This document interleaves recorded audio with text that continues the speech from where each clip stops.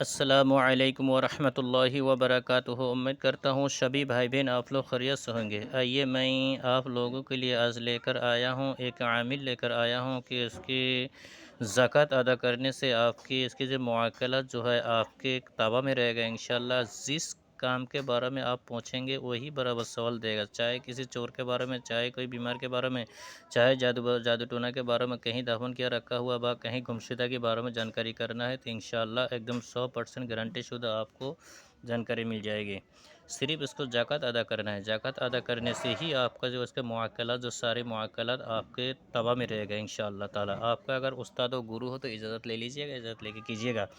ماں باپ اگر ہو تو ماں باپ سے اجازت لے کے کیجیے گا۔ جہاں اس عمل آپ کریں گے کم سے کم 9 دن کے لیے وہ کمرہ خالی ہونا چاہیے، وہاں میں بڑا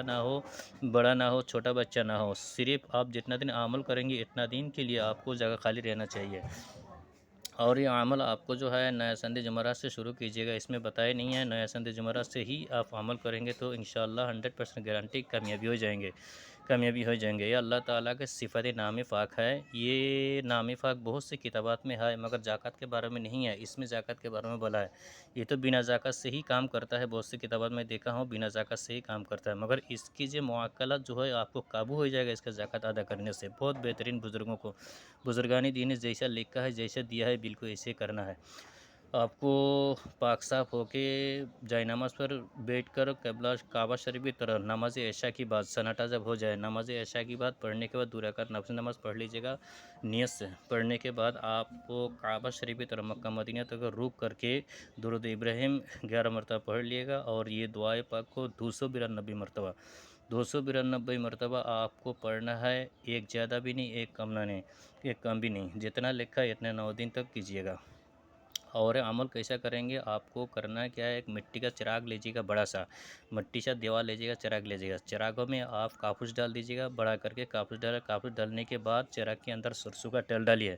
سرسوں کا تیل ڈالنے کے بعد آپ کو کیا کرنا ہے، وہ چراغ کو اپنے پیچھے کی طرف کمر کی طرف پیچھے کی طرف کر دیجیے گا۔ پیچھے کی طرف رکھنے کے بعد آپ کا جو سایہ گردان جو ہے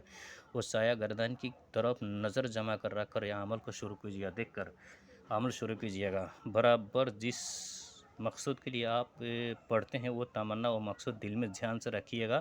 رکھ کر یہ عمل پڑھنا شروع کر دیجیے گا۔ پھر عمل جب ختم ہو جائے گا پھر 11 مرتبہ درود ابراہیم پڑھ کے دعا مانگ لیجیے گا۔ ایسے آپ کو عمل کرنا ہے 9 دن تک انشاءاللہ۔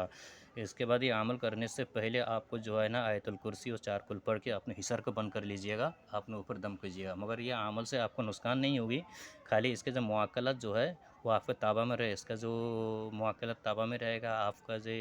مقصود جو ہے وہ انشاءاللہ کامیابی ہو جائے گا۔ اس کے بعد کوئی بھی چیز کے بارے میں آپ کو جانکاری کرنا ہے، کسی کو دکھانا ہے، تو جو آپ کے پاس کوئی مریض آئے تو آپ کو جانکاری کرنا ہے کیا چیز کرنا ہے، تو بولیے گا نیا شیشہ لے کے آئینہ،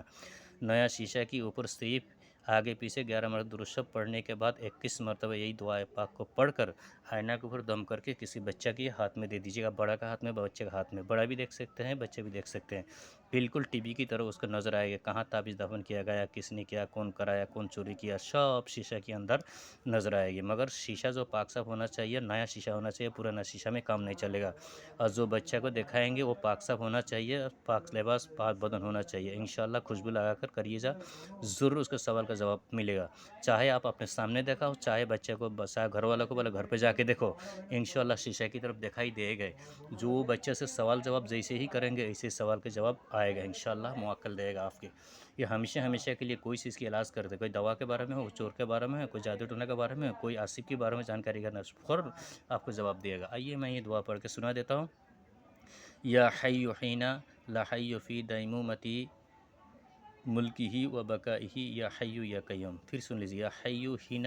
لا حی فی دیمومتہ ملکہ و بقائہ یا حی یا قیوم۔ اس کو زبانی سے پہلے ایک دم شدھ اچھے سے یاد کر لیجیے کہ الفاظ میں غلطی نہ ہو،